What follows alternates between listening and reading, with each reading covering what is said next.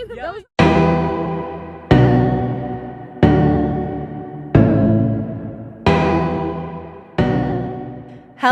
and welcome to an episode of Drinking the Kool-Aid. This is a comedy podcast dedicated to the mysterious. My name is Cassidy. My name's Amanda. And welcome. We're almost to episode 300. Oh my God. 297?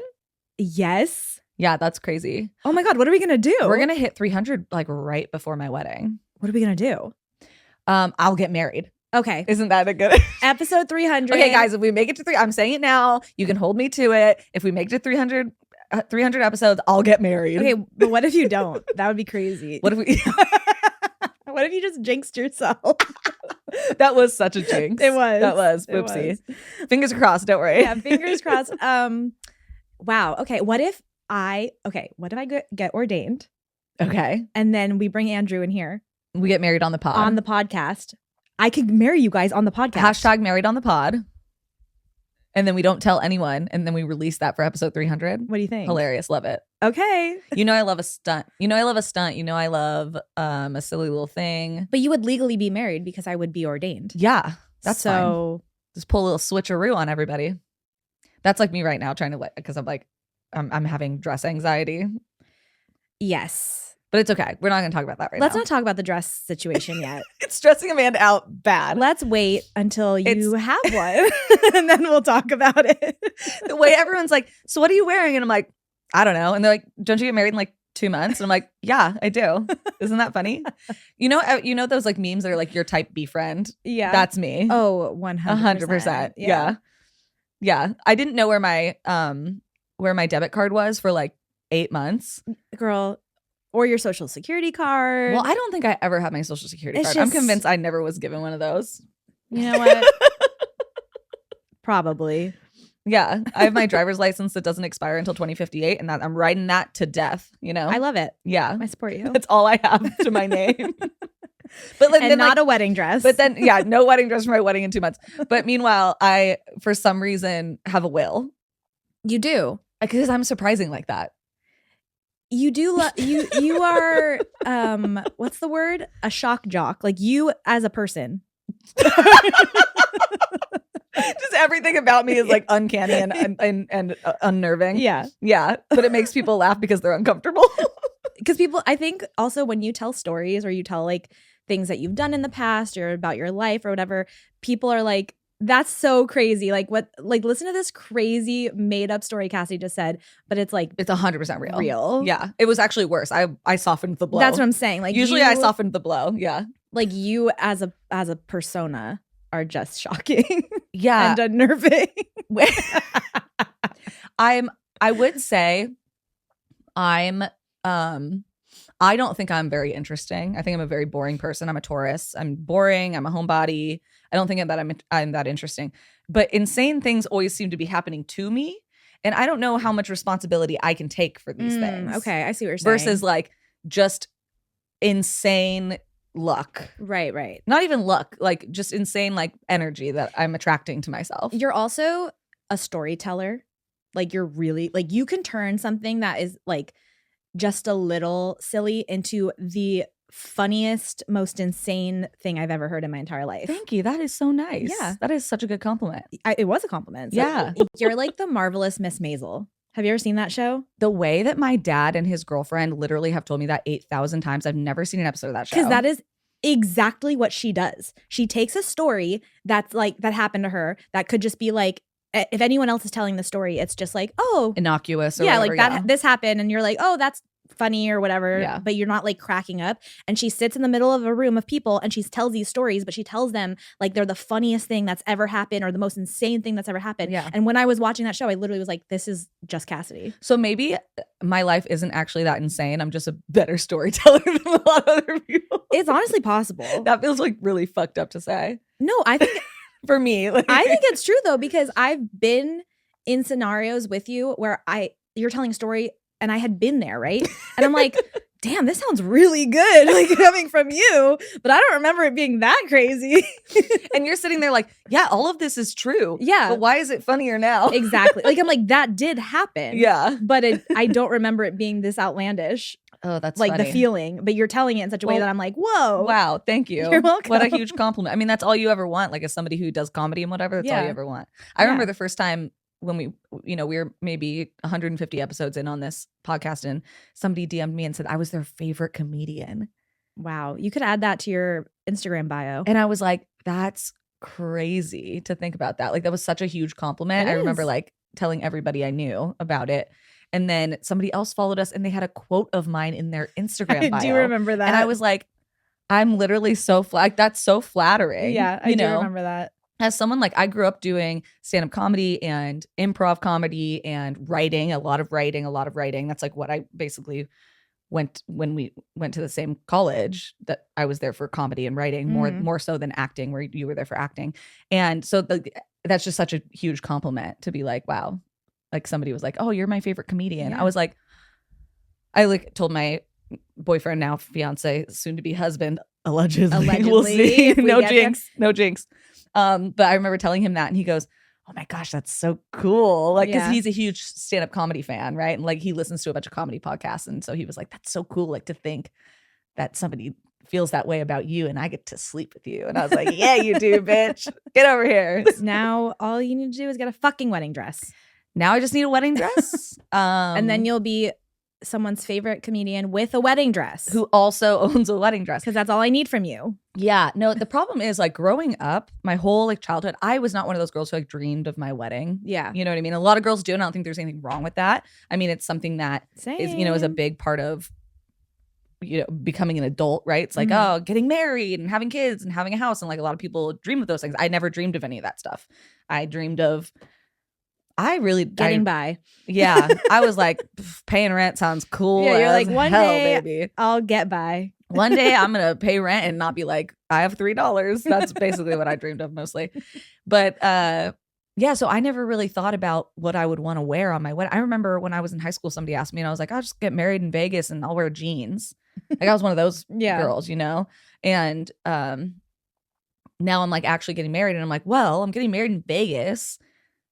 Shit, Go I should all probably out. wear something crazy, right? I'm like, actually the only time I ever thought about a wedding dress, there's a designer that I love, Christian Soriano. Okay, yeah. You know him? I do. Yeah, love him. Oh my gosh, his New York Fashion Week show.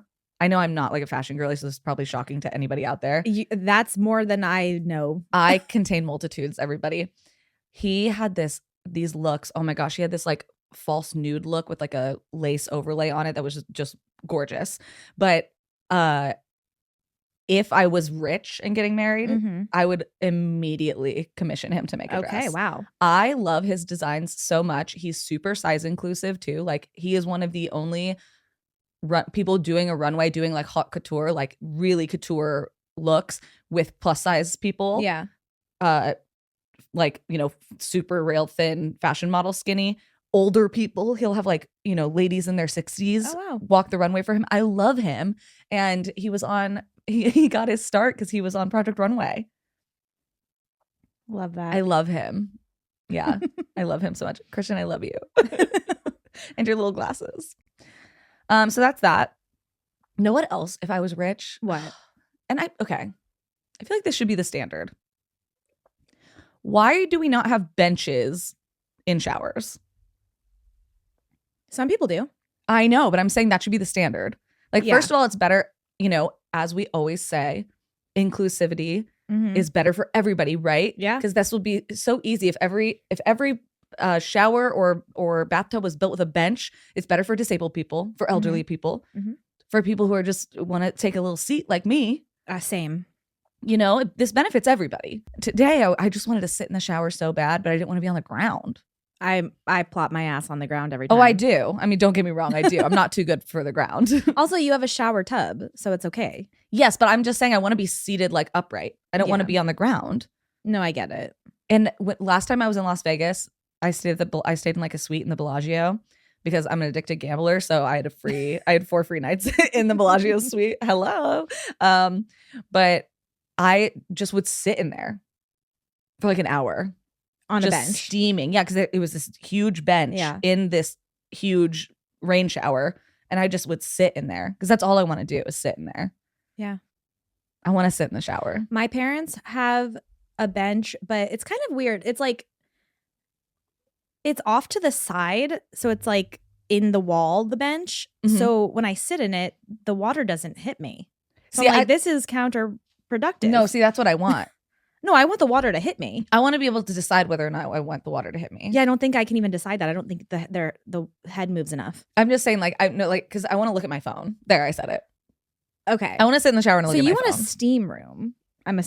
Yeah, you want a girl. sauna? Okay. See, I'm thinking I want to sit on the bench, but I want the water to be smacking me in the face while I'm No, sitting I on do the not want to bench. be smacked in the face. If I'm sitting in the shower, that's not a utility shower. That's a luxury shower. Oh, really? Okay. Yeah. Interesting. Like, I text you from the shower all the time. You do, and it always confuses me. I just stand in there. Yeah.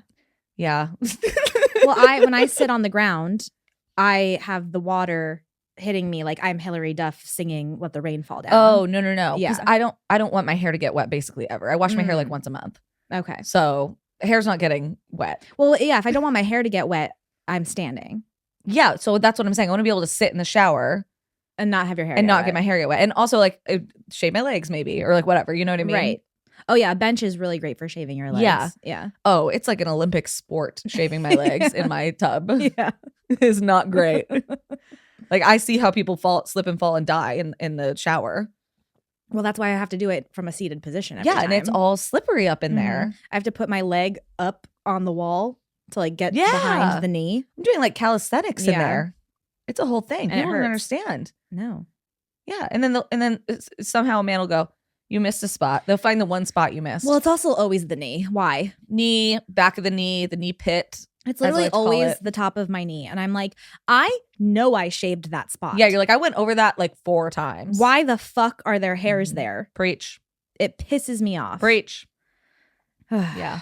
Anyway, yeah, no, I agree with you. More benches in showers. Yeah, guys. It helps disabled people. It's the Mhm. right thing to do. And then we also get to benefit from it. We can look at our phones. And I get to look at my phone in the shower more. Yeah. Because that's what I want to do. Mhm. There. There, I I said said it. Ooh, God. What? I know something we need to talk about. Oh no, I'm scared. What? Why are you scared? I don't know. Because okay, Cassidy, when someone says, I know something we need to talk about, that doesn't immediately just like send a shiver down your spine. I thought I said it in a really whimsical tone. Did I not? Okay, it didn't feel it, but like maybe I just was perceiving it the wrong way. I was gonna say when you said it back to me, it did not feel whimsical. But I felt do like that I said it often. whimsically. I do that often. You do. Where I hear something, I take it, and then my brain changes You it. warp it up real I good. do. You I do. do. And then when I spit it back out, it's totally different. Yeah, and I'm like, whoa, is that what I said? And then I'm literally editing the episode like, that's not what I said at all. Yeah. That happens all the time. Well, we'll consult the editing. Yeah, we'll consult. Run it back. No, I was gonna say we watched the Project Runway documentary. Incorrect. The America's Next Top Model. Sorry, America's Next Top Model. Sorry, I was just talking about Project Runway. But that is what I had a feeling you were going to talk about. Yes. Yeah. Crazy. Oh my gosh. Crazy that none of them had successful modeling careers.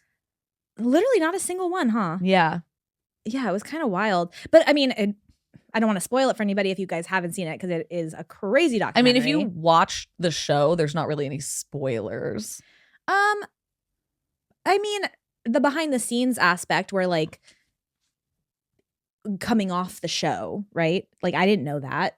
What was going to happen to those girls coming off the show. Oh, yeah. Yeah, I mean, we all assumed that because, you get like a cover girl contract. Yeah. And you get signed by Ford Models or A&M Modeling or whatever. There was like a couple different modeling ones that you would get a contract like I with. just assumed that Tyra and the team were taking care of those girls for at least a year after, right? Like that's what you would think because that's what happens on like the Gordon Ramsay shows.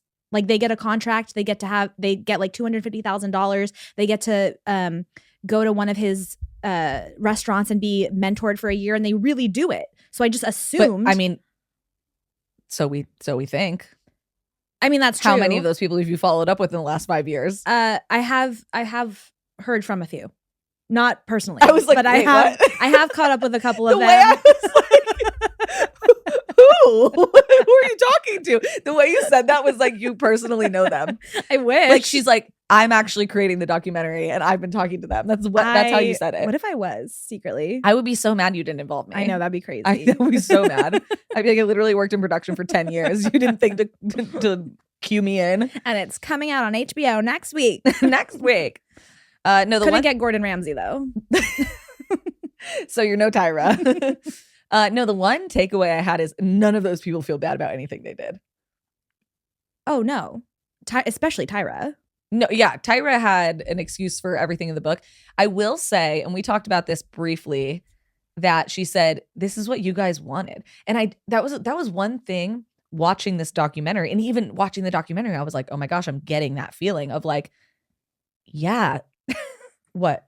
I was gonna say, like, she's not wrong. No, that's what I'm saying is like, I wanted it. How complicit are we as viewers with reality TV? Oh, like yeah. that was like my big takeaway from it. Like everything that happened, I'm like, I watched the show. I already know all the fucked up weird shit. And I'm not stupid. Like all the stuff they were saying, like they gave me a bad edit. They made me do this. And I'm like, yeah, I already know that reality TV does that to people. And that is why I would never want to be on a reality TV show. Right. But when you sign up for reality TV. Yes. And so, but I'm going, okay, this is like, especially the early seasons, like it was like the beginning of like reality TV, right? Like Survivor and all that stuff and whatever. And it's not like what we have today with like Summer House and Vanderpump Rules and all of those things. I'm just saying like they were maybe a little more naive to the fact. Like I grew up knowing because I loved Survivor growing up. Yeah. Right. I loved The Mole. I loved Big Brother. I loved all those shows. Big Brother. And I had a friend when I was in high school who was on the MTV where they all put him in a house. Oh, Real World. I had a friend who was on Real World Mexico. Oh, wow. And because she was only 18 or 19 and they did in Mexico, that's the drinking age. So yeah. Makes sense. So that's how she got on it. Because usually they would only do people 21 and up. But yeah. Like I knew like, oh, you get like an edit. You get like the villain edit, or you get like the sweetheart edit, or you get the this or the that, right? Yeah, the producers are doing that purposely. Yeah, but this is this is 2008. America's Next Top Model, like the first couple seasons, this is like 2001. Yeah, 2001, 2002. 2002, right? Like, so they might not have had like the reality TV literacy that we have now. No, 100%. Or even that I had just growing up watching this shit. So I'm like, I give you a pass on that because I'm sitting there going, yeah, everybody knows this is how they edit it. What are you talking about? That's reality TV. But then I'm going, okay, stupid. They're 19 in 2001. Very different understanding of reality TV, right? But yeah, I'm like, man, how complicit are we? Because we ate that shit up. Are you kidding? We ate that shit up breakfast, lunch, and dinner. Loved it. Yeah. I will say I was like, God damn it. I never had a chance. Between that and The Biggest Loser, I literally my family was gathering around the TV. That and Survivor, because all they would talk about on Survivor is how skinny they were getting. And my mom would like make jokes like, oh, I should go on Survivor to kickstart my diet, right? And I'm like, wow, we would just gather around the TV a couple times a week for our eating disorder lessons. Like literally every single week. Yeah, that's rough. Right? Like, oh my God, millennials never had a chance. It's so true. Yeah. Like that's why, like, even Tyra says in the documentary, she's like, it wasn't even until COVID happened. Yeah. When all the Gen Zers are watching or binge watching this show and they're going, well, that's fucked up. Yeah, well, like, that's weird. Insane. That's inappropriate. Yeah. Oh, you did blackface? That's crazy. They did blackface twice. I know. Like what? And it's like, and all the girls being like, I just love how exotic I look. I was like, oh my God. It's so, like, obviously watching back now, seeing those things, I'm like, holy shit. Like, I can't we watched that and we're just like, yes, this is normal life. But I was talking to my husband about this because we watched it together. He was like, what's really crazy is that, so when we were younger watching this, we didn't think twice. We didn't think this is, not at all. We weren't like, this is so fucking fucked up. Like, I can't believe this is happening on TV, right?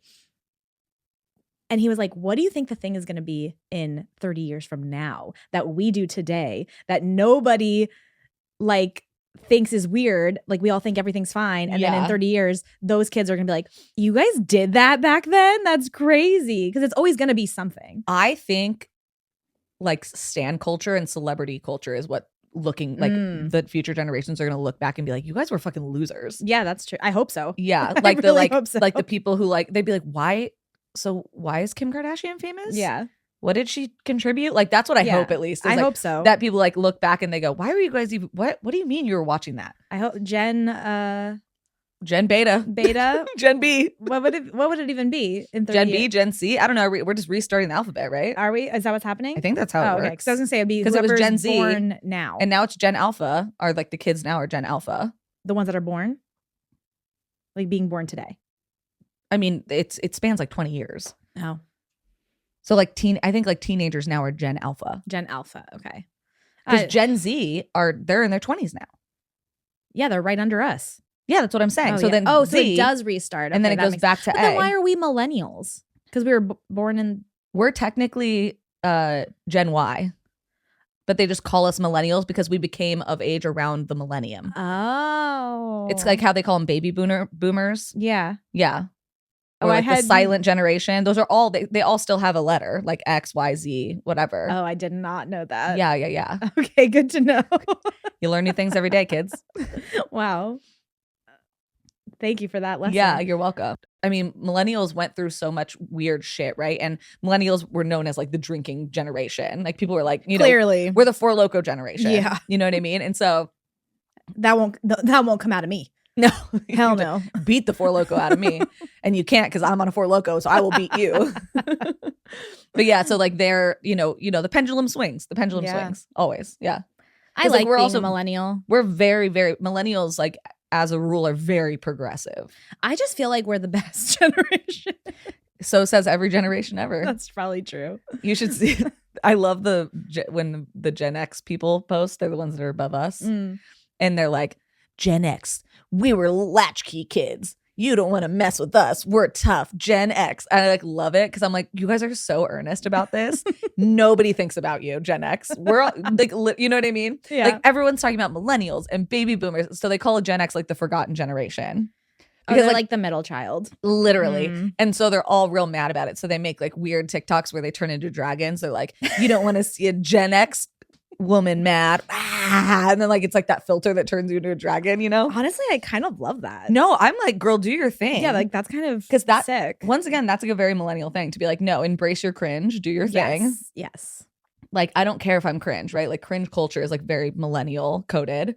And like Gen Z is very afraid of being perceived.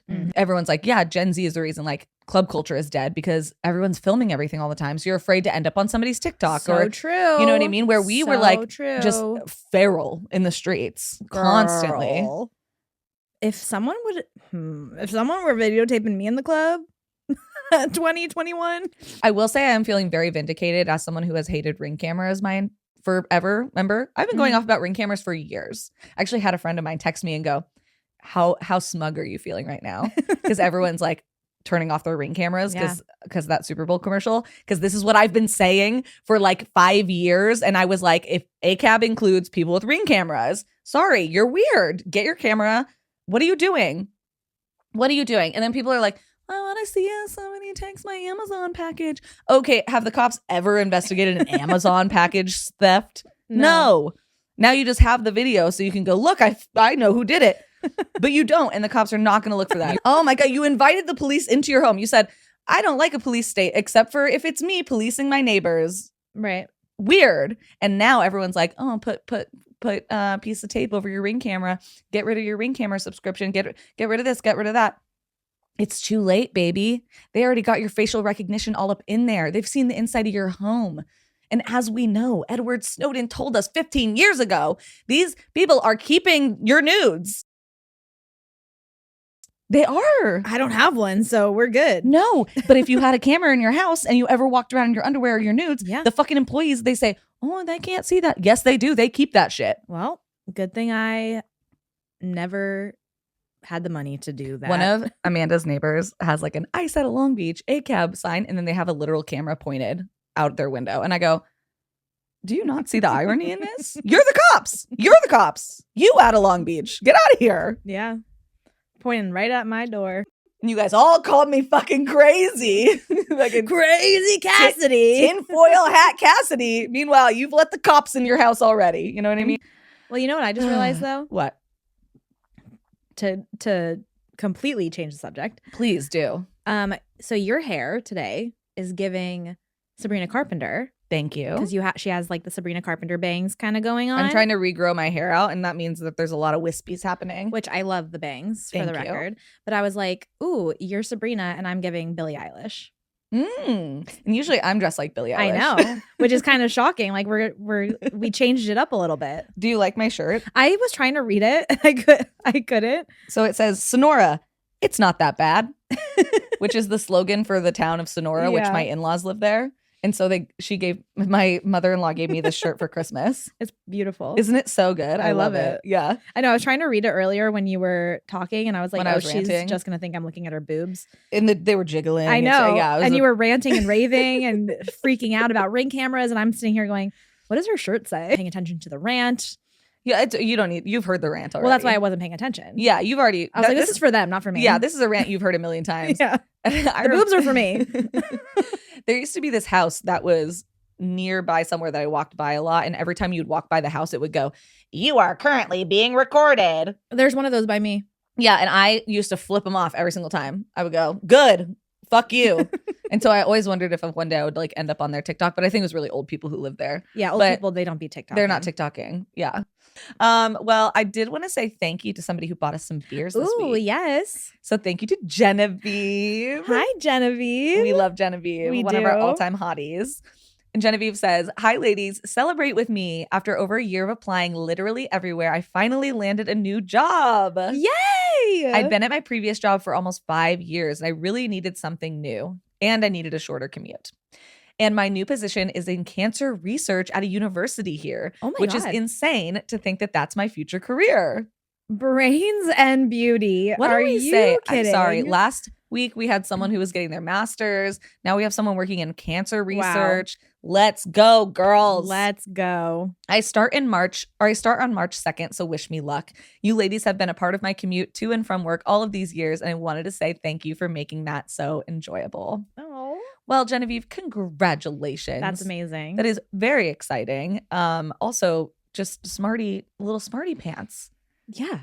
We have so many listeners that like randomly you don't think about like what people do for work at least I don't. Yeah, no. Because like to me, like what somebody does for work is usually like the least interesting thing about them, even if it's something interesting. It's Right. like we're more than our contribution to capitalism, right? But then sometimes we'll randomly have listeners like we'll cover a story and they'll be like, "Yeah, I work in gene immunology at Stanford," and and I'm like, "And you listen to us?" I know. I'm like, why do you listen to me? I'm like, "That's crazy." say the dumbest thing. They're probably like, there's no way that they're not listening going, oh my God. Well, that's why so many people, and it's so funny because you're saying that now, but you get so annoyed when people correct us. I don't get to know. It's the way they do it. But you'll send me and be like, "Can you believe this, this?" And I'm like, "That was really polite." Once again, you read it. It's the way you read it. I read things in a different tone than they are meant. That's why I need like an emoji. I need an LOL. I need a haha. She'll send me a screenshot of something and be like, "Can you believe this?" I don't know why, but this really pissed me off. And I'll read it and I'll go, "That seems perfectly polite." You guys, you have to understand. I read things in the tone that I would probably say them because I'm rude. Yeah, you just and meanwhile I'm autistic, so I'm like, but the words don't say that. So that's why I need the emoji, I need the haha, I need the LOL. yeah, but even Like, if the I need LOL's that. there, I've seen the LOL be there, and you still. Sometimes there's been occasions. Last night, I went to my first ever NBA game, which was really fun, by the way. Yes. Very fun. But when I got home, I was like, "Oh, I'm going to edit something for our Patreon," and the files were messed up. And I literally texted her and said, "Hey, the files are wrong. Can you like re-upload them or whatever from your computer?" Not mad, not even annoyed, by the way. Love you. Heart. No, I know, and I know why you said it like that. Yeah. So that's why I thought it Obviously. was funny that you replied with a message that if I sent that, you would have spiraled for 8 days. Because I'm a hypocrite. That's so true. Okay? You know what? At least you know it. I do. I'm aware. I'm very, very aware. Okay? Oh, well, before we get started, wait. We need to say happy birthday to Sam. Oh, we actually have a few personal birthdays. Do we? We do. Okay. So it is my husband. It's her husband's birthday right now today as we're recording Literally this. today. Happy birthday, Samuel. Happy birthday, Samuel. Yesterday Mhm. was our producer's birthday. Yesterday was Sydney's birthday. Yes. Yeah. Our producer, Sydney, the wonderful, stinky, She's so lazy stinky. little boss, who is also a dog, if anyone doesn't know. If you want to see puppy pictures of her, go to my Instagram right now. So Cassiraptor. And then one of our just biggest fans, loyal listeners, my mother. Her birthday's on Monday. Oh my gosh, happy birthday, Annette. Yeah, so happy birthday, my mom, my husband, and our producer. Beautiful. All this wonderful weekend. work. And it was Molly's birthday too. Oh my God, and it was your sister-in-law's. My soon-to-be sister-in-law's birthday was on Monday. Yeah. Oh my gosh, look at us. All the personal birthdays I know, all lined up. together. How cute. Yeah. Well, happy birthday to all of you. Happy birthday. We love ya. Cheers to you guys. All right. So today I'm going to be talking about something that like people have like sent me memes and videos and all sorts of stuff about this. So many of you over the last couple years. And I finally decided, you know what? I'm just going to tap in and do it as a weird little story. Tap in, tap in. So I'm going to be talking about General Mills today. Oh, the brand. Yes. Okay, great. See, I love a brand's history. You do. That's one of my favorite things. Girl, there's so many jump scares in this story. No Nazis, though? No Nazis. Okay. No Nazis. Whew, dodge that bullet. No Nazi jump scare, thank Okay. God. At least as far as I know. Not at least in anything I'm talking about. So my sources today were a couple articles on the BBC News, The Intercept, the US Navy's website, and Wikipedia. Perfect. Yes. All right. So General Mills was created on June 20th, 1928. But the origin of the owners, the flour mill that it's based off of, actually started back in like the 1840s. Okay, wait. I'm going to be completely honest with you. Yes. Immediately you said General Mills and everything that they do just went out of my brain. Cereal. Got it. Okay. Yes. That's what I thought. Cheerios. Cheerios. Yeah. Got it. So the brand was immediately extremely successful. So they started buying up other production plants, buying up smaller companies. And it's actually one of the only companies ever to pay a profit dividend out to shareholders every single year since they went public in 1928. Wow. Yeah, it's like a big deal. They've like never been in financial crisis ever, basically. It's pretty impressive. Yeah. They also invented something very fun called the puffing gun, which that's what actually was used to inflate pieces of cereal into different shapes. Corn puffs. So their first one was Kix. Kicks. Gotta have my kicks. Yeah. Oh man, I love cereal. What is it? Kids love it. Mom approved. Yeah. Yeah, right. And Cheerios. Oh, So, which were originally called Cheery Oats, but then they just Cheerio'd it. Honey Nut Cheerios are like, I will eat Honey Nut Cheerios out of the box as a dessert. I love cereal. It's like my favorite little sweet treat. Yeah, it's so good. Because I just want a handful of it. That's what I'm saying. And then I'm done. I do not eat cereal with milk ever. The only cereal I eat with milk is. Wait, is it the same as mine? Should we say it at the same time? Okay. Ready? Yeah. 1, 2, 3. Rice Cinnamon Krispie Toast treats. Crunch. Oh.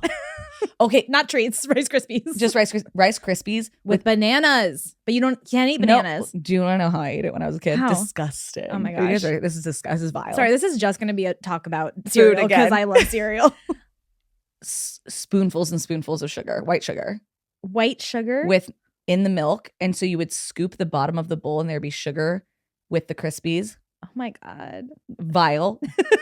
Delicious. So good. And this is coming from like the bitch who does not have a sweet tooth. Yeah. Yeah. Really. That's how I ate my Rice Krispies growing up. Snap, crackle, pop, baby.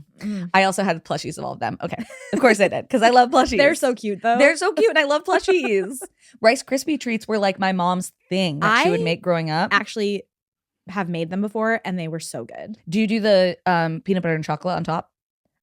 I have before. Yeah, so that's how my mom always made them. She would like melt peanut butter and chocolate together and it would have like a little top. Dude, oh, so melting good. the marshmallows with the butter though, it's like Smells oh my so God, good. it smells so good. You just want to drink it. Okay. Sorry. Back. Sorry. I will get sidetracked again. Oh, you absolutely will. They also, fun fact, invented the perforated tear strip for easy opening of boxes. Oh, Yes. that just makes sense. Yeah, it's just because fun. they're General Mills. Because they're very general. Exactly. It gets even more general. Just wait. It's so general, you're gonna shit your pants. General himself is gonna come out. For real, yeah. Okay, so that's not all.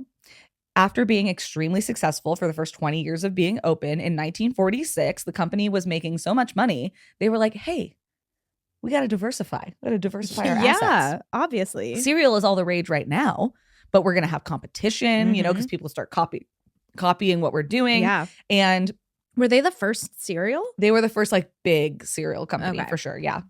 But so they were like, cereal is all the rage right now, but we got to diversify. So what's something that we could do to grow our business and diversify our assets? And that's when they established their aeronautical research division. Yes, General Mills has an aeronautical, or at least had an aeronautical research division. Okay. Yes. So they basically immediately got a contract with the U.S. government and began. The U.S. government said, we love cereal. They were like, put us down for 2. They said, we're tapping in. Yeah, we're tapping in. We're snap, crackling, and popping. All the way up in this bitch. So they began developing spy technology to be used against the Soviet Union. I hope they put it in the cereal boxes. No, this is crazy. They developed the Skyhook balloon, which is the first of its kind, which is a weather balloon. You know how we have weather? They invented that. So it was used to monitor both weather and our enemies. Wow. Yeah. And in the 1950s, hundreds of General Mills balloons were used to monitor the Soviet Union and where they were at in their nuclear capabilities. Because this is during the Cold War. People are like, where do you work? Or who do you work for? And they're like, General Mills. And they're like, oh my God, you make cereal? No, I make spyware. They're like, I love Count Chocula. And you're like, well, I'm more interested in nuclear fission happening in the Soviet Union, actually. Crazy. But that's not all. Of course it's not. Because General Mills, at this point, they had conquered land and sea and air. So now they're going to conquer the sea. I'm not kidding. I got a little too excited about that. You're not going to fucking believe what I'm about to tell you. I'm so scared. Okay, so this is when they developed Alvin, or DSV-2. So this is in 1964. They developed Alvin, which is is a crewed deep ocean, and by crude, not like crude oil, like crude, like there's a crew of people on it. Okay. A crewed deep ocean research submersible that was commissioned by the U.S. Navy from General Mills Electronics Department. So it was named Alvin because the guy who helped create it or inspire it, his name was Alan Vine. So Alvin. Smart. Yeah, I do. So Alvin would hold 2 scientists or 2 people and a captain, and they could explore Captain Crunch. Just saying. And they could explore otherwise unreachable depths of the ocean. So this thing was a very deep sea submersible. It was like rented out and used by both the military and also like different oceanic research programs to go down to like the depths of like those hydro vents at the bottom of the ocean, right? Where it's like all dark and it has all like the creepy little crawlies. Wow. The way they really just pivoted from cereal. They said, we are general. We do so many different things. And they say, what do you work on? Well, anything in general. A little bit of this, a little bit of that. We're very general. We're not very specific. We're very general. Yeah. It's like this podcast. What do you cover? It's pretty general. Honestly, that's how I'm going to describe it from now on. It's pretty General Mills. It's pretty general. It's pretty General Mills up there's here. so many, just so many different things. I don't know. It's just very general. Okay, this is when I'm gonna have to teach you something that you're not gonna like. Oh, okay. Why are you gonna teach me something? Have you ever heard of the term broken arrow? No. Okay. So this is something I've actually considered covering on the podcast quite a bit. Okay. And a broken arrow is a missing nuclear weapon. Perfect. Of which we have many. They just lost it? They just lost them. Great. Yeah. I love that. So this could be from accident or theft. And we have lost at the least that we know of that have been reported. I don't think I want to know. 32 nuclear weapons. Yeah. Okay, great. They're just missing. They're missing. Yeah. According to the US government and the BBC, we have recovered all but 6 of them, but there are still 6 missing. Yes. Got it. Yeah. Just floating around. Just somewhere. We don't really know what's like up. A general area. Yeah. It's very generally missing. It's very general. This entire thing is very general. So one of those, or, kind of, I guess it's probably a grouping of a few, Of the missing nuclear weapons. Yeah. The US government knew that some of them were on a submarine that had sank called the USS Scorpion. Okay. Okay. Oh, I've heard of that. Yes. So that sank back in the 1960s.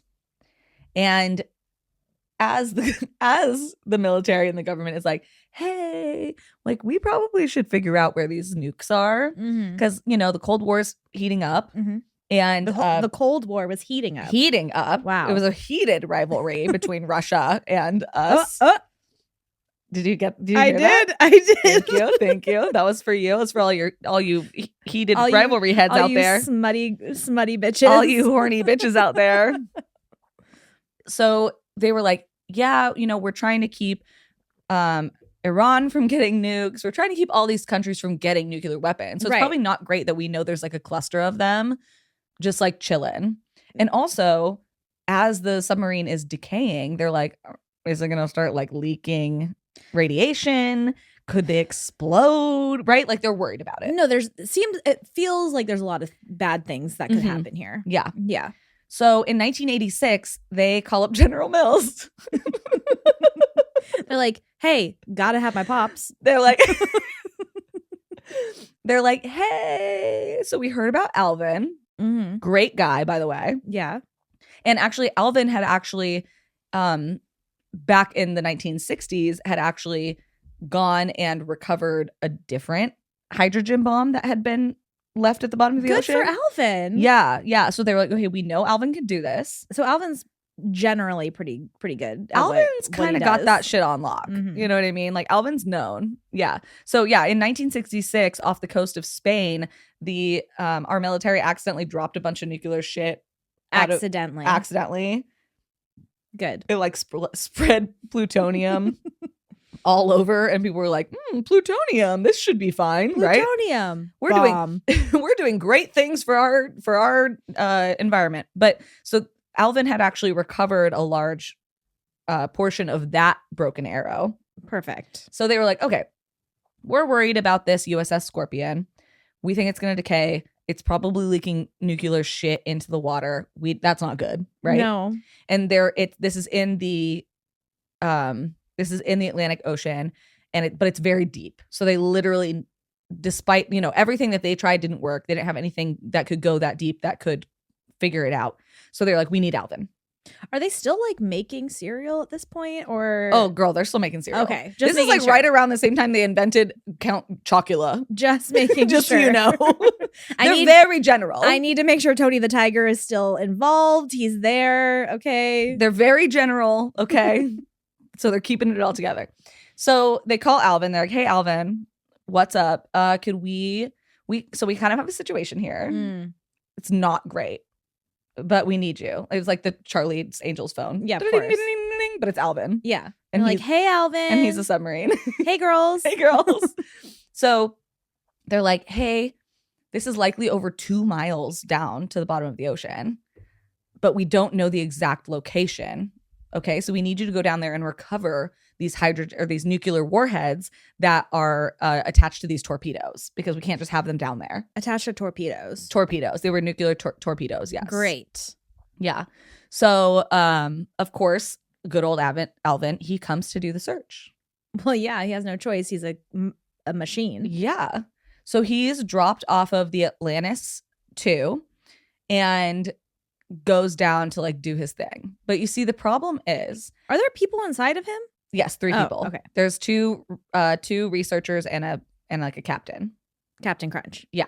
That's his name. How'd you know? So the problem was, at this time, obviously the United States government didn't want people to know that we just like had lost a couple nuclear torpedoes. To be frank with you, I still don't want to know. Yeah. They were like, that's probably like not ideal for us to be telling people. Like, even knowing right now what I know. Yeah, it's upsetting. Not okay about it. Yeah, you're not happy about it. No. So neither were they. And they were embarrassed, right? They're like, they should be. Yeah, they're like, we probably should keep an eye on these things a little better. Yeah, you think? You would think. So they actually told people that they had commissioned Alvin to go and look for the Titanic, which had not been discovered at this point. Wow. So they were like, okay, we're going to tell National Geographic, who was partly funding this mission, that Alvin is not looking for nuclear weapons. He's looking for the He's Titanic. looking for the Titanic. Which is so much more important, in my opinion. Let's be real. Like, it's actually, like, I'm not even joking with you. Like, I think that is more important in my brain. She's like, blow it up. Give me the Titanic. So the crew does end up finding these nuclear weapons. They are able to recover them. But on accident, they actually do discover the wreckage of the RMS Titanic for the first time.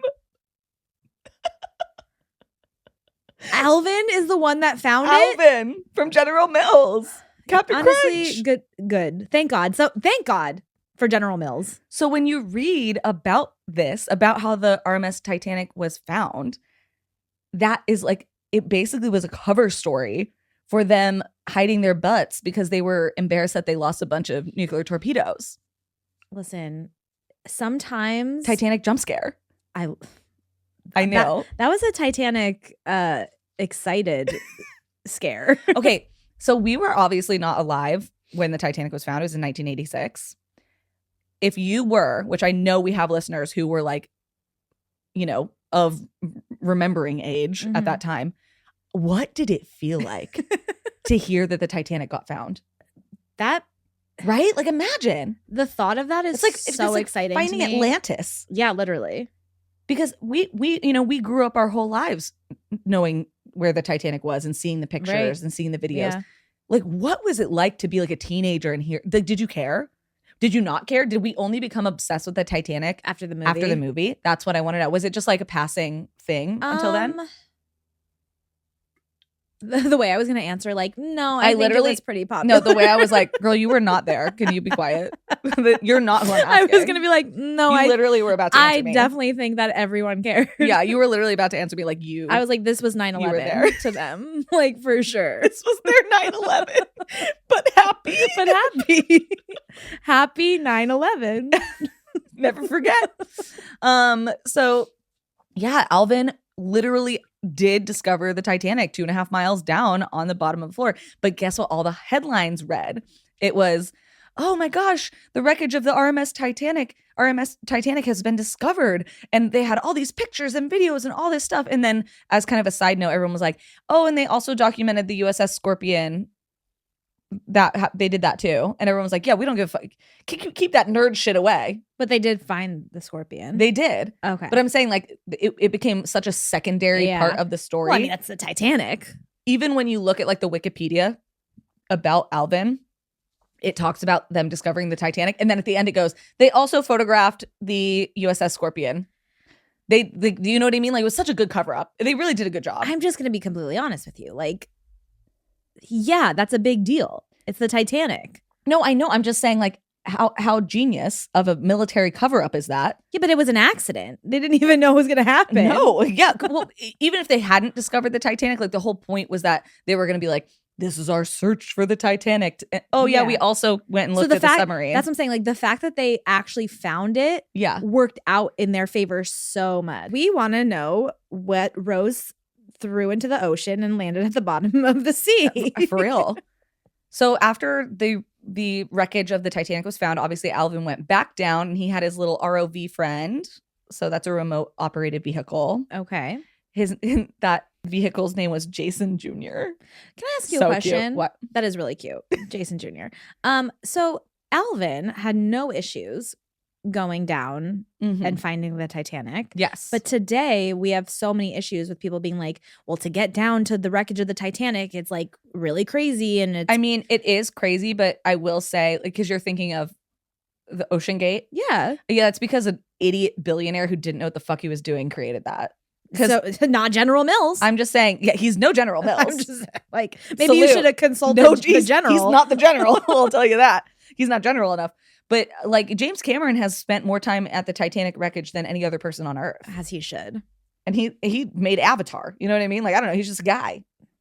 But he went down in Alvin and Alvin-like things because these were created by real engineers and real scientists. Yeah. Not some loser who went on AI and thought they could do some shit. Right. You know what I mean? Yeah. Wait, did James Cameron go inside of the actual Alvin? Ooh, that's actually a good question. The first thing that pops up when I said, did James Cameron go down to the Titanic in Alvin, was, why can't we just send one of those subs Cameron uses to go down there safely? Why did Playboy interview him for this? He told Playboy in 2009, I made Titanic because I wanted to dive to the shipwreck, not because I particularly wanted to make the movie. That is actually a crazy thing to say.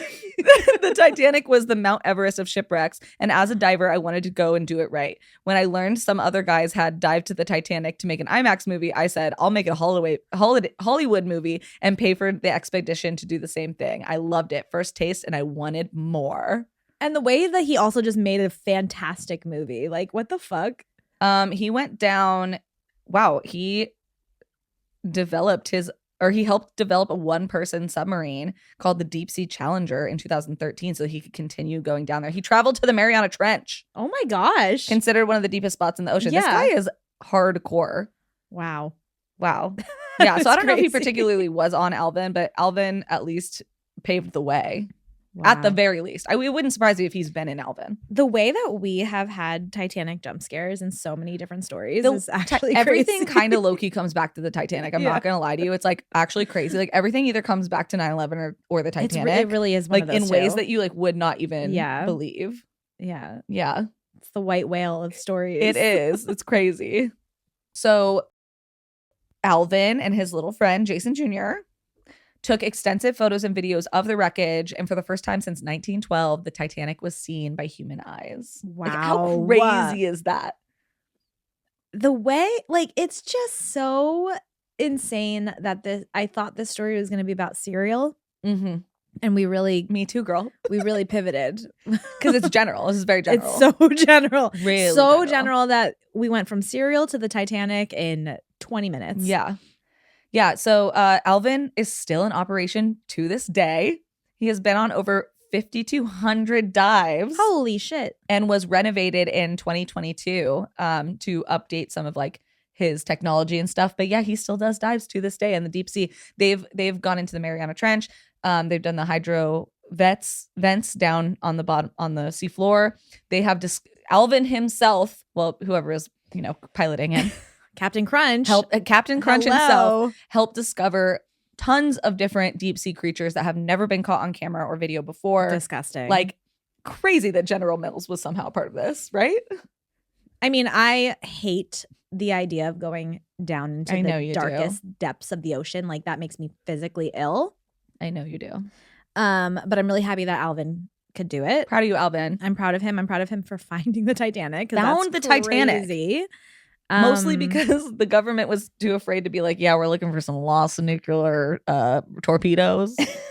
Embarrassing. Because that's embarrassing. I'm sorry, if I lost any nuclear torpedoes, I would be really embarrassed. I probably would be like, no, guys, like it's totally fine. Like, when you like it would be like if you like pooped your pants at a party. Right. And you'd have to be like, who poops their pants at a party? Oh my gosh, recovered memory. But like if you were like accidentally sharded yourself at a party and then you had to be like, oh my gosh, I just got a call from my neighbor. My dog got out. I have to leave. Like you're blaming, right? Oh, I've done stuff like that. Yeah, but it's like really you shit yourself. Yeah. But you are pretending like it's the dog. But then imagine you actually saved the dog's life. True. And so then you got to tell this great story about how you saved the dog's life and nobody brings up that you shit yourself. Exactly. Like that is what happened here. That's called a cover-up. That's a cover-up. Yeah. You love to see it. You hate to see it. You know what I mean? Yeah. This is, in my opinion, if a cover-up is going to go well, this would be it. Yeah, you absolutely. know what I mean? Yeah. Because there's some cover-ups that happen that are not great. Absolutely, yeah. But this one, pretty good. Pretty good. We got the Titanic out of it and no more missing well, torpedoes. There's still 6. There's probably more. I'm gonna be straight with you. There's probably more. You said 6, so I'm gonna run with that. We know. I'm gonna run with 6. You're gonna run with because 6, that okay. seems like an okay number to me. But don't worry, General Mills wasn't done yet, honey. Oh my God, there's more? There's more. Tell me. So in the 1970s, they were like, what else can we like put our little grubby little paws on? And they decided to buy a very small chain of 5 restaurants and see what they could do. Oh my gosh. So they officially acquired Red Lobster in 1970. No way. And quickly grew the chain from 5 locations 250 in a matter of months, and it was a hit. Not those fucking popovers with the strawberry butter. What? Have you ever been to Red Lobster? I've been to Red Lobster, but it's all about the Cheddar Bay biscuits, baby. Oh, I always got the strawberry butter. Maybe I'm thinking of something. No, You're- I'm thinking of Red Lobster. It's for sure Red Lobster because I don't eat seafood. They have popovers there? Popovers, yeah. You have to order them, I'm assuming. Yeah, it wasn't free. Yeah, It was okay. like an appetizer. The Cheddar Bay biscuit is like the free bread that they like, the Olive Garden breadsticks type thing. But so yeah, they were like targeting these specific areas where people didn't have a lot of food options, and Red Lobster at that time seemed like kind of fancy, right? Like in the Yeah. 70s, it was like, okay, this is something new and different. Like it's not fast food. It's not, it's kind of like, It was like a seafood steakhouse. yeah, and you could have like a fancy dinner there, but you could also go for lunch. Mm-hmm. You could have a salad. You know what I mean? They kind of had both. And they also had a bar and all that stuff, right? And this was such a success, they decided to start their own original chain. What is it? So they wanted something, once again, that was fancy but approachable. You could go there for date night, but you could also have a business lunch there, right? You could order wine or an iced tea, and neither one seems out of place. They wanted the food to be foreign, but not intimidating. And they also wanted to feature affordable and luxury menu options. Is this going to be a restaurant that I know? Yes. And in 1982, they launched Olive Garden, No way. which we all know now as the iconic Italian-American restaurant chain that it is today. That was started by General Mills. General Mills really be general. They're general as fuck. Wow. But like their whole thing was like, okay, They like created Olive Garden. yes, they didn't buy it. Like they bought Yeah. Red Lobster. Red Lobster already existed and had 5 separate locations in like one state. Right. And then they were like, we're going to expand this. So we were buying it and expanding it. And then that worked so well. They were like, fuck it. We're going to do Olive Garden. We're going to do an Italian version. And they did Olive Garden. And now talk about a fancy chain. When I was younger, like when you went to Olive Garden, you got yeah. dressed up to go to Olive Garden. Olive Garden and Buca Buca di di Beppo Beppo. were Yep. the two. Yeah. So yeah, that was General Mills. Wow. The same people who discovered the Titanic. Who would have thought Olive Garden and the Titanic all connected? And cereal. And cereal. And and Like there's so many things. and Count Chocula. Like what? So General Mills also purchased the toy company that invented Play-Doh and expanded Play-Doh to the giant that we know it as today. Who the fuck is the CEO of General Mills? Because Give them a raise. well, no. Also, they're loaded. Like they are fucking. Well, yeah, because they're rich. keeping it general as fuck, man. Maybe this was the key all along. Yeah. And so while they owned and operated all of these other things, obviously they've sold off a bunch of them and, all different types of things. Like at one point they owned the company that owned Monopoly. Like they owned everything, right? Wow. But they also were still making cereal, most notably Cheerios, Wheaties, Chex, Lucky Charms, Trix, Cocoa Puffs, and all of the monster cereals. Because that's why I keep saying Count Chocula, because I love Count Chocula. I did not. That was not my favorite. I didn't really fuck with the chocolate ones. I loved all of the monster ones. I don't know if I actually liked them because of the way they tasted or just because they were spooky. If they turned my cereal into chocolate milk, I was pissed. Oh, really? I liked that. Yeah. I was See, that's pissed. why I liked Cinnamon Toast Crunch. Because you could drink the love milk cinnamon. afterwards and it tasted like cinnamon milk. Do you remember this cereal always feels like a weird memory to me, but French Toast Crunch? Yes, they also owned them briefly and the people who made Cookie Crisp. Cookie Crisp. Yep. Yeah. They also owned them. I didn't even include that because I was like, there's too much going on here. But yes, they also did it. I loved French Toast Yeah. Crunch so much. Yes. And they discontinued that. You know what I loved? Apple Jacks. Ew. I loved Apple Jacks. Actually, I don't know why I said ew. I still liked Apple Jacks. It just wasn't my favorite. I love anything cinnamon. I'm more Yeah. cinnamon is the winner, mon. You remember that like weird kind of racist like Caribbean ad? Cinnamon. And he had like dreads. Yeah. And he was a stick of cinnamon. Yeah, no, I remember that. No, I liked Cinnamon Toast Crunch. That was the shit. Yeah, right there, Cinnamon Toast yeah. Crunch was definitely the thing. Except I always felt bad eating them because they always had eyes. Yeah, why do they make them? Why do they personify Like they what we're gonna made them eat? talk and It's have the eyes. same thing with the M&Ms. Why are you? I don't want to personify my food. I want to eat it. Exactly. You're making me upset here. Yeah. That's how I feel about bao buns. What? Like a bao bun. Yeah. Like there's Why? like What? well, there's like that little movie where the bao bun has like eyes and a mouth. And it Oh, I talks. never saw it. It's So a Disney thing, right? Every single time I eat a bao You bun, think about I that? think about that. I think that's fair. And I think that they're screaming. Like, Screaming. "No!" You're killing them. You're Yeah, killing them, makes me baby. sad. Oh, But they taste so good. it tastes too good. Sometimes you just got to commit murder. Yeah. Sorry. All right. So to round this out, even better, as of June 2023, General Mills officially pulled out of occupied Palestine in the West Bank and no longer operates there after pressure from the public. Wow. As of 2025, all eggs that they use in the production of their food are officially cage-free after pressure from the public.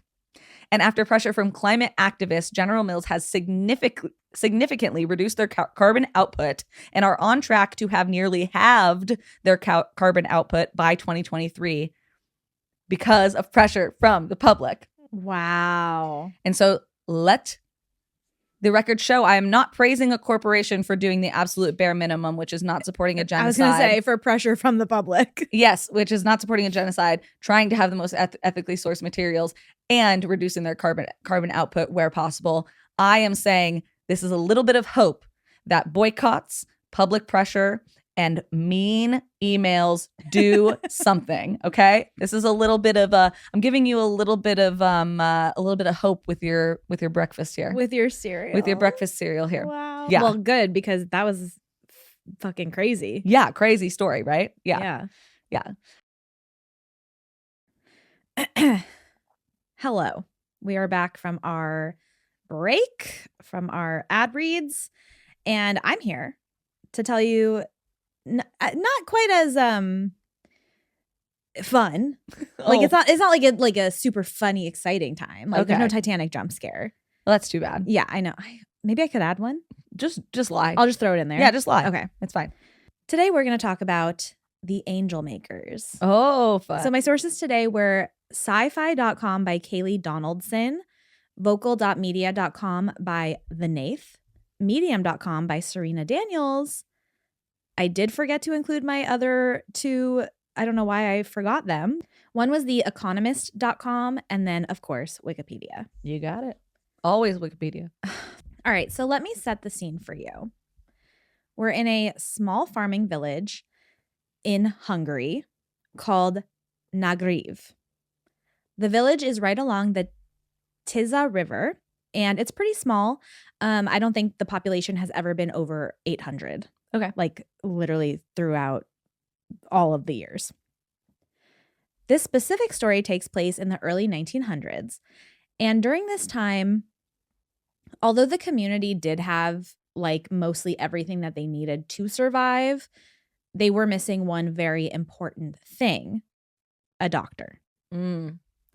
So finding medical care during like an emergency was very limited. It was very difficult, especially for women. Yes. And women had their very specific roles. And that was to get married, have babies, and take care of your house and take care of your husband. Yeah. Boo. Boo. We hate that. Most marriages were arranged, and I'm sure, as you can imagine, this would start when girls were only teenagers, and they were forced to wed much, much older men. So a lot of these girls, they were put into loveless marriages and anything bad that you can possibly imagine, and they couldn't say no because it was a lot of the time it was their own family that was arranging the marriages for them and like forcing them into this. And divorce was not only not acceptable, it was just simply unheard of. Mm-hmm. Like I think it had just even become legal only a couple of years prior to this. Yeah. It didn't matter if you didn't love your husband. It didn't matter if he was cheating on you, if he was abusing you. Like literally no matter what, these women were trapped in this marriage and they were forced to bear these horrible men's children. Mm-hmm. But then in 1911, Mm-hmm. a woman known as Auntie Susie strolls into town. Yes, she does. She was a trained midwife, which is someone who specializes in pregnancy, childbirth, and just basically the overall care and well-being of women. And Auntie Susie knew there was no medical care or doctor in this area. So she's like, oh, this is like the perfect little village for me to open up a small practice. Yeah, set up shop. And I'm going to help out the women of this area. When Auntie Susie first kind of came into the village, she was a little bit of a mystery to people.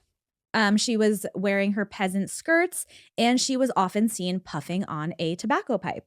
She's just like me for real. How did you know that I was like, is this Cassidy?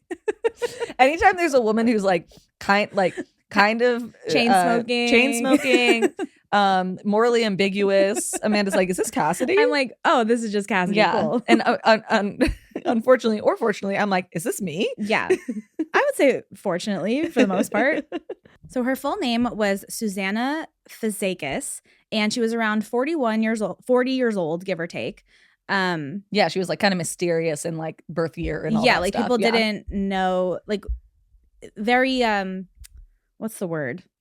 Not androgynous, but for age, I don't know. Whatever. Yeah, like she was like could be anything. Fluid. Like Yeah. I imagine she could be 25 or she could be 55. Yes. You know? Yeah. Which I've seen people like that before, where I'm like, I literally don't know what you are. Girl, and I'm like, are you younger than me or are you a lot older than me? I don't know. Especially if you're like dabbling in some of the stuff that she's dabbling in. Yeah. Like some herbs, yeah, and like, medicine. I'm like, yeah. I don't know. You could look really good or really Honestly, bad for your age. I don't know. I didn't even think about that. I didn't even consider that's like that. the OG skincare, man. Yeah. She fucking has all these herbs and these potions. She could have been 100. Oh my God. She could have. Well, I have my own theories about her, but okay, great. I'll get into them later. Can't wait to hear them. Okay. So, like I said, kind of this mysterious woman. The villagers didn't even know where she came from because she just literally strolled into town with her fucking pipe looking 25 or 50. She's a witch. She's a witch. She's an ageless witch. The only thing that they had found out about her, though, was that she was a widow. Okay. But they only knew that her husband had gone missing under very mysterious circumstances. Love that for her. I'm just saying, like, she's a little bit of an icon. But even though there were people in the village that were kind of like, what's up with Auntie Susie? Like, what's going on with her? What's her deal? What's her vibe?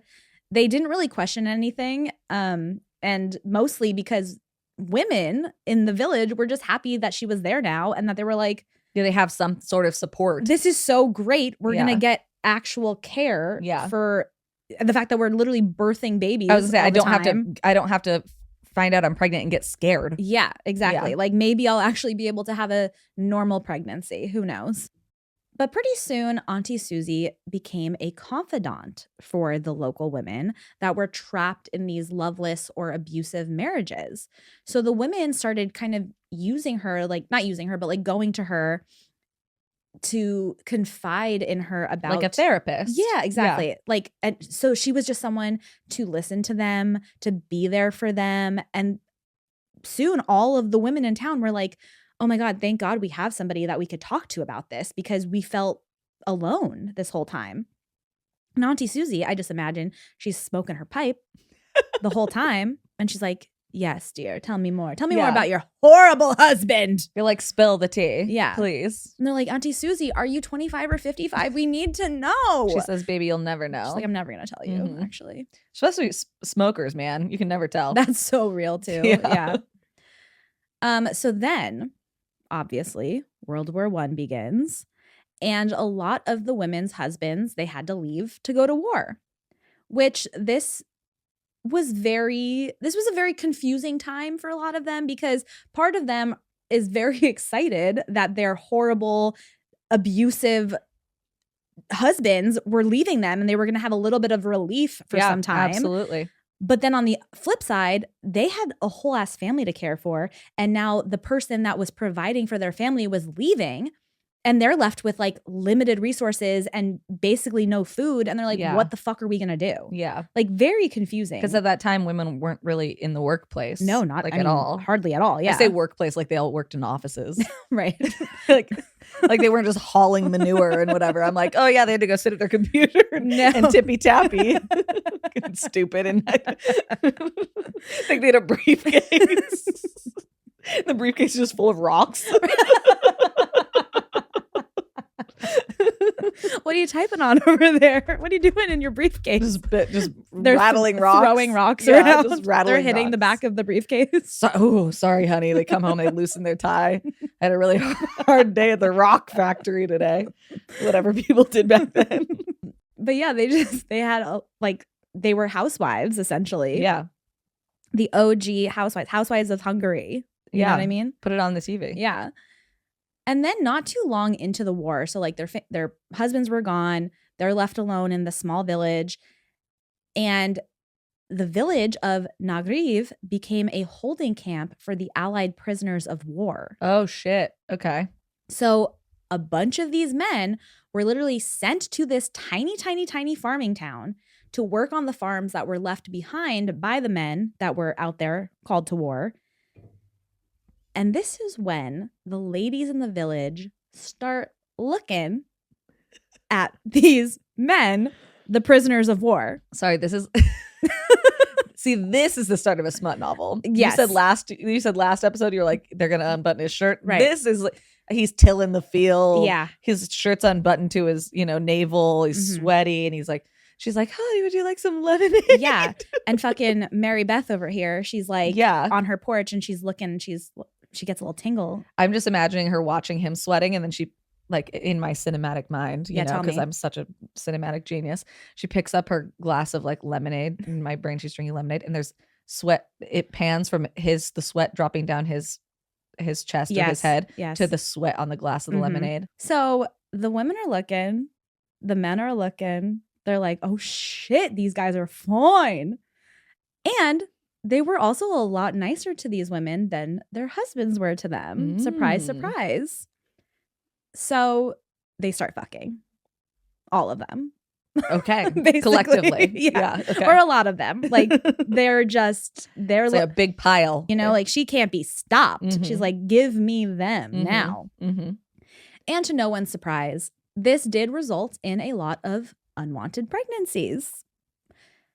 And these women were like, oh shit, if my husband just happens to survive this war and he comes home and he finds out that I'm pregnant by another man, he's literally going to fucking kill me. Yeah. Because once again, a lot of these men were extremely abusive to their wives. Mm-hmm. So they're fucking scared out of their minds now. Yeah. So obviously they're going to turn to their confidant over here, their bestie, Auntie girl. Susie. Our auntie. Yeah. Because since she had gotten into town in 1911, she had actually been performing illegal abortions. That's my girl. I know. And from 1911 to 1921, she had gotten arrested about 10 times for doing these. But every time the judge would be like, well, like you are just trying to help these women. Yeah. And also Nagriv like needs a medical care professional. Yeah, like we get rid of you, more people will die. Exactly. We're going to be fucked. Yeah. So literally every single time they would be like, can you just like stop doing that? Please stop. And she'd be acquitted and sent right back to the village. Yeah. And then she'd be like, who wants an authority? Every time. Yeah. Icon. So all these women that were getting pregnant by the prisoners of war all basically went to Auntie Susie and got abortions. Okay. Good for her. And after the war, the men that did survive came back to the village. And some men came back with like severe PTSD, which obviously they didn't have a diagnosis for at the time. Yeah. So people were like, what the fuck is going on here? But they're angry. They're scared. They're very angry, very scared. Yeah. Yeah. Like men that actually weren't abusive prior were now becoming abusive. And the ones that were abusive were 10 times worse. Yeah, exactly. So a lot of the men turned to drinking, which, like you just said, made the abusive ones even more abusive. And the men that were the providers originally for their families were now being fully dependent on their wives. So it was like this clusterfuck where the women were like, okay, you left. I had to figure everything out. And now you're back. And now I have to take care of you. Yeah. Now you're and still figure basically everything another out. child. Yeah, exactly. And it was just too much for them. Like they were like, I can't do this. And on top of that, you're abusing me. So like, just horrible. Yeah. So these women felt lost. They felt scared. They couldn't keep up with their husband's needs and demands from them, as well as taking care of the home and taking care of their kids and everything. Mm-hmm. So one night, a young woman shows up to Auntie Susie's door. The woman had just been beaten by her husband, and she asks Susie to please help her. She's like, I don't know what to do anymore. I'm scared. Like, I'm scared for myself and for my children. And Auntie Susie, she's cool as a fucking cucumber. I imagine puffing on her pipe. She leans over to the woman and she says, if there's a problem with him, I have a simple solution. Give it to me, girly. And unbeknownst to this woman who showed up at her door that night, Auntie Susie had been cooking something up. That's right. She had made a solution to these women's issues. A literal solution. A literal solution. And it just so happened to be in a small bottle that was sitting in her pocket. Mm-hmm. So Auntie Susie, because she is a woman of medicine, like she knows what she's fucking doing and talking about, right? She's basically like a scientist. Yeah. Yeah. So she had figured out that if she took fly paper, which was quite literally a sticky sheet of paper that was coated in arsenic, and it was like set around people's houses to catch flies. Yeah. Like flies would stick on them and die. She took that and she boiled the fly paper in her large pot. And the poisonous residue that would come off of it when she boiled it, she could skim it right off the top of the water. Nice. And that turned into this arsenic poison. Yeah. And once again, having the medical expertise that she has, she also knew that arsenic poisoning had the exact same symptoms as cholera, which was like a very typical normal disease during this time, especially in the village after the war, because they didn't have any like safe drinking water. They didn't have proper sanitation. So a lot of people were getting cholera. Yeah. During World War I, a lot of utilities had been fucked up. So shit was even more dangerous and more dirty and whatever, all that stuff. Yeah. Yeah. So the symptoms of both arsenic poisoning and cholera were vomiting, abdominal pain, diarrhea, and skin discoloration. So she hands the little potion bottle to the woman and she's like, here you go, babe. Just take a little bit of this. Aye, aye, Captain. She tells the woman how to, like, she can mix this into soup or like a stew or something, or whatever her husband enjoys. He's a drinker. Yeah, maybe a cocktail. And she's like, this will set you free. Here you go. So when the first husband dies, it was said that Auntie Susie was sitting on her porch overlooking the village where she could see the funeral taking place down the street. Once again, I always imagine her taking a big puff of that pipe. Smoking like the pipe. That's like the only visual I really have in my head of her. Take a big puff of that pipe. She turns around, goes inside, and puts on another pot of water because she knew the word was going to spread. People are going to be asking for it. Yeah. And it did. More and more women start showing up to Auntie Susie's for this potion. So at this point, Susie had a lot of connections with like the village council and like the bureaucracy of it all. And her cousin allegedly was one of like the board members. So the cousin was able to help file the death certificates of these men. To say it was cholera. Genius. So like she had her little finger in all these different pots essentially. Yeah. And the men, they just start dropping like flies because they were literally being like killed flies on fly paper. By fly paper.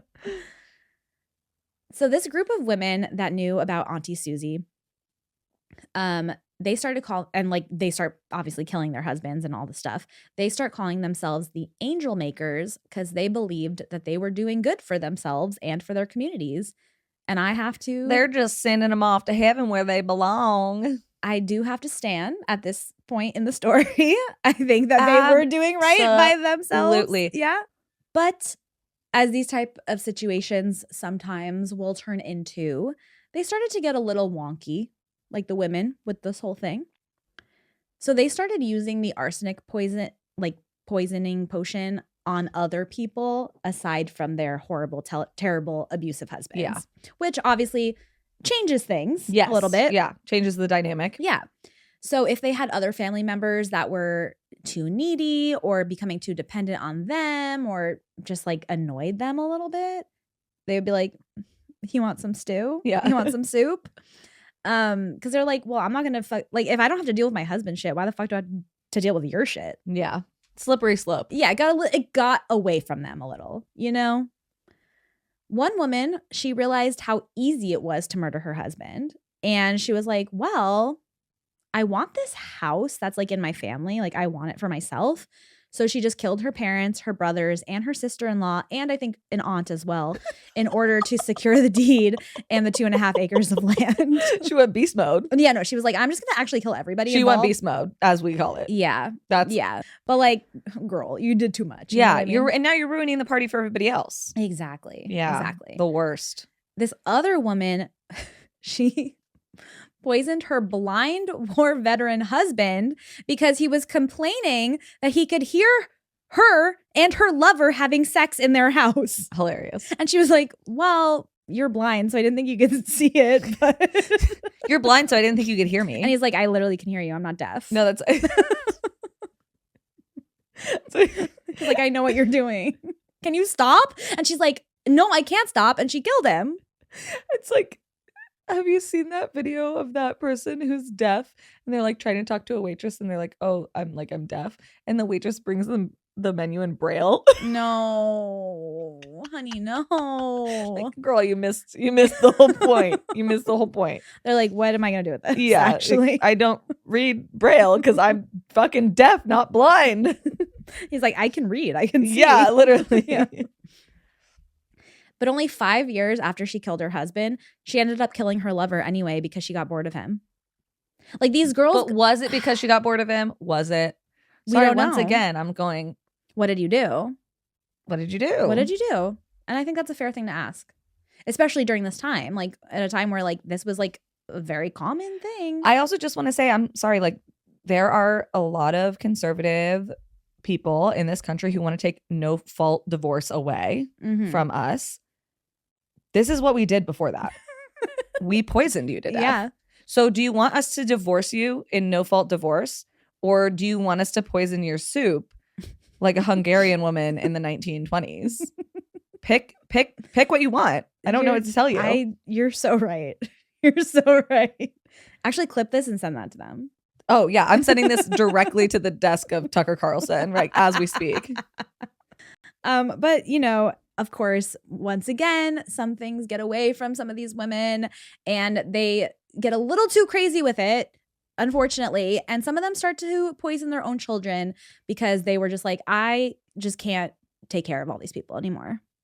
Yeah, because they probably all got pregnant at 12. Yeah. From these fucking creepazoid Mhm, weirdos, mhm. and so their brains never fully developed. So real. Yeah. Not saying that you should be poisoning your children, but I'm just saying, No. like, oh my gosh, once again, these are the circumstances that some of you want to live under. And I'm just saying these are the results of those actions. Exactly. Yeah. Yeah. So as the years went on, people in the neighboring villages, they had heard of the multiple deaths in Nagriv, and people started to gossip because, like, what else are you going to do? Now, for some reason, it's unknown exactly how Auntie Susie and the Angel Makers got found out. Mhm. There's kind of like a lot of lore and legend surrounding this part of the story. Obviously, I'm sure you're going to talk about this when you tell me what you thought about her. But Yes. a lot of people had said that the authorities and other people were saying that Auntie Susie was a witch. Yes. So obviously, like, she's making potions. She has her big pot on the stove. Yeah, I love her. Yeah, they're like, look at, like, you're a fucking witch, obviously. So authorities were really looking at her, and people think that she got found out because they were kind of like monitoring her and seeing what she was up to because she was a witch. Another story is that there was a couple passing through the village and they were served a meal from a local woman. They both ended up getting violently ill, but since they weren't from the village, they had no knowledge of Auntie Susie and who that was, so they left and went to seek help elsewhere. Okay. They ended up surviving, but they had discovered that they had been poisoned. Arsenic poisoning. Yes. So they immediately are like, that woman right there, she fed us poison. But why would they be poisoning strangers? Once again, things got away from them a little bit, and anyone that she just didn't clean her pot that good. maybe, honestly, but like they said, anyone that's why they didn't die. It was just residue. Hey, that's a good theory, actually. Just saying. That's a good theory, because they were saying anyone that like felt like they could be a threat to them, like whatever, like they were just kind of willy-nilly poisoning people at some point.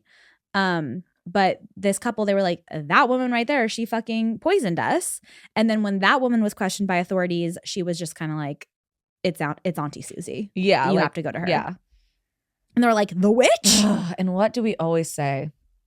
Nobody talks. Everybody walks. Keep your fucking mouth shut. How do you guys not know that already? We've said it 100 times on this podcast.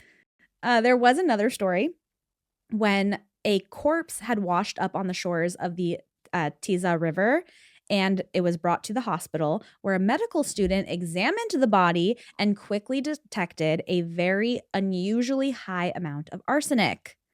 And then authorities were able to trace the body back to Nagriv. Got it. Okay. But the main story, which they all kind of end up the same, but the main story is that in 1929, an anonymous letter was published in the local newspaper that was accusing all of the women in the village of mass murder. 1929, you said? 1929. 29, yeah. Okay. And the writer of the letter was begging for someone to investigate the bodies of all the people that had died during a certain period of time. Of so, quote unquote cholera. Yes. Yeah. So we think this might have been one of the women that was a whistleblower. We don't know. But regardless of which legend or story is the truth, the authorities did begin to investigate the string of deaths that took place in the small village throughout the years. They ended up digging up and exhuming 50 corpses, and 46 of them contained an insanely high amount of arsenic. It's not even that many. No, well, so they only dug up 50. Okay. So that's like so I was like 50. So 50 is the number that they say, like, okay, this is how many we know for certain. Okay. But they think it's like 300. Okay. I'm just saying you guys killed way more in war because you guys have egos and can't stop fucking killing each other. No, real. So yeah, you're right. It is interesting the way we put value on life and death. Yeah. In war, quote unquote, and versus I'm sorry. other things. I'm sorry. The women that were just trying to escape these fucking horrible, abusive marriages, like, shut the fuck up. Yeah. And I fully believe that history could have exaggerated the way that they were using this to make it seem like to make them more evil because they were too sympathetic. That's why I'm like, so they say. Like, I'm sorry. Like, because just to be like, oh, women were killing their abusers, everyone would be like, yeah, whoa, right? Yeah, so they have to be like, oh, they went crazy and they started killing their kids because they were bored and they killed their moms and they did all this other stuff. I'm like, says who? You know what I mean? Says the man who wrote this story. You're right. To be like, see what happens. We give women an inch, they take a mile. Get out of here. I don't believe any of that shit. You were just giving Miss J on the Oh, Miss J. I watched that. That's what you would just give I watched me. that documentary with Andrew, and me and Andrew said the only likable person on that show was Miss J. Yeah, absolutely. Yeah. 100%. So one by one, police arrested the wives or family members of the poisoned people. 26 women and 2 men were arrested. Okay, divas. Allegedly, they either knew too much or they were part of it. We don't know. But they were all put on trial.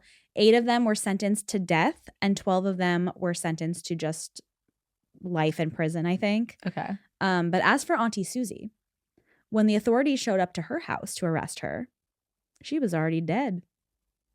She said, I'm gonna take my own poison concoction. She said, that's for me. And I'm not gonna get arrested. She's like, I'm already middle-aged. Yeah, you're fucking I'm so middle-aged. By this point, she was what? Probably in her 60s. Yeah, in her 60s. Allegedly. She's like, you know what? I'm going to die anyway, probably soon. I'm old. I'm 60. 60. It's so old. We're so old. So she took her own potion, and by the time they opened the door, she was gone. I love her. I think she's a witch. I don't think she's gone. She's for sure a witch. Yeah. Are you kidding? Sorry. She's Aunt Gladysing all over the place. Oh my God, she is Aunt Gladys. Yeah. Except for good. Yeah. Because Aunt Gladys is a little more evil. Exactly. Yeah. Yeah. But yeah, she's somewhere else. She's in Canada right now doing the Lord's work. Ooh, or maybe she whatever. took a potion and faked her own death. That's what I'm saying. There are things that you can take that make you seem dead Yeah. because it like slows your heart It's rate. like and like Romeo and Juliet. yeah, Mm-hmm. it's just like like Romeo and Juliet. She's living her best life. She's 112 and she's Love her. yeah. So she wasn't middle aged then. She's in Florida. 112. Yeah, her middle age is actually 55. Amanda tries to fight me on what middle age is. We've actually had the middle age fight on the podcast. No, I know before. we have. I know. You need to just start creating potions, I think. I could get into potions. I think you should. I'm actually surprised that you haven't by now, if I'm being honest. Me too. Now that you say it like that. Yeah, I agree. All right, so that's your next thing. Potions. Yeah, Yeah, that'll be my potions. next step. Now that I have bangs. Yeah. The bangs first, potions second. Yeah. You know what I mean? Like that's just life cycle. That's the rule. That's the life cycle of a woman in her 30s right yeah, there. exactly. From a middle-aged woman. For a middle-aged Yeah. woman. So when I did look this up, I found something very interesting. Okay, let's hear it. There is a musical called The Angel Makers. Yes, there is. I listened to one of the songs. Did you love it? I loved it. It was called The Accident. Is it going to be your new karaoke song? I will. You think I won't? I will. I'm very excited. I hope it tours around the world because somebody I love put it on. So we have a local art house here. Yeah. You should suggest it to them. Okay, Send them The an Angel email. Makers. I will. Send them an email. It's I guarantee you they'd do it. Literally about this story. On the website, it says a new musical about a group of women who systemically poison their husbands to escape abusive marriages. Get them, girls. And they're dancing and singing. Sorry, is there not a long history of this? Like, he had it coming. He had it coming. Like, right? Yes. Did we- Oh my God, that just excited me so Pop, much. smush, Livewits or whatever. Yeah. Oh Yeah. my God, girl. Like, he sorry. only had himself to blame. Dude, so many Hey. Republican men listen to this Specifically show. Republican men, yes. Republican They're our men. biggest fans. You guys, yeah, I know you love this show, and this is a really hard pill to swallow. This whole episode, this has been rough for you. I get it. Been there, done that, girl. But let me tell you, this is what happens when you get rid of no fault divorce. This is what happens when you say there's a male loneliness epidemic. We need to make sure that women fix it. Do you want to know what happens? Poison. He had it coming. I would kill for a cigarette right now. Well, thank you so much, Amanda. Thank you. Yes, I love that story. Well, how about we round this out with a listener story? Let's do it. So I did skip ahead a little bit in our line. Oh. Because this listener story, the title is Glitch in the Matrix. And I got excited. We love a glitch in the Matrix. I know. I didn't read the story yet, but I just saw the title, so that's why I picked it. It's from Rosie. Hi, Rosie. Rosie says, "Hey, ghouls. I wrote my Glitch in the Matrix on Instagram, but I wanted to share it here too so you could use it as a listener story. This past summer, I was visiting my dad in Florida. I have prescription sunnies that I wear all of the time since I have very sensitive eyes. I had them on the plane, wore them to breakfast, had them on while we were walking around the neighborhood, and visibly on my head walking into the house on his Ring camera. When I take them off, I always put them either with my phone or in my purse. An hour or so later, I couldn't find them. I dumped out my backpack and my purse, pulled out the bed, looked under it, searched the entire house, the car. My whole family was helping. I called the restaurant we were at. Nothing. They were gone. I'm a bit panicked because I can't bear the sun without them, and they are not cheap to replace. About to give up, I look over at my backpack, and they're just sitting there, looped on the handle. I don't think I've ever done that before or since this has happened. And it's impossible for them to be there. I dumped out my entire bag. It was upside down. Literally, we were heavily searching every pocket and strap. To this day, I still don't understand how effortlessly they were sitting there right on top of my bag. I've had a few other glitches, but this one was definitely the one that stands out the most. Anyway, stay safe. Can't wait for the next episode. Rosie. I mean, that's pretty glitchy. Yeah, girl, as I still don't have a fucking hair straightener. It's gone. One day that shit's just gonna pop up somewhere so It's gonna random. be like sitting on. I'm gonna walk in here and it's gonna be be in sitting here. like right here on the table. Yeah, that's a crazy story, Rosie. And yeah, that's the kind of stuff that eats you alive because you're like, am I just a crazy person? Yeah. Like I said, like you just want to be like, I just must be crazy. There's something wrong with me, obviously. But you literally, like, she dumped out the fucking Yes. thing, like shaking the backpack all around. I'm imagining. Yes. Yeah. How would it just be looped No. like casually? You know what I mean? Yeah, it makes no sense. Well, if you have a glitch in the matrix story or something else you would like to share with us, you can do that at dtkpod.com/contact. We love listener stories, even if it seems silly and you're like, that's not good enough. That's not long enough. Share it. Share it. Let us be the judge. But Let us judge you. Let us judge you harshly. No, I feel like we're very nice judges. Of course we are. Yes. We love our listeners. Make sure you leave a 5-star review wherever you're listening right now, whether that's Spotify or Apple Podcasts. And if you have a minute to little tippy tappy some nice words on Apple Podcasts, we love that. Tap in. Tap in.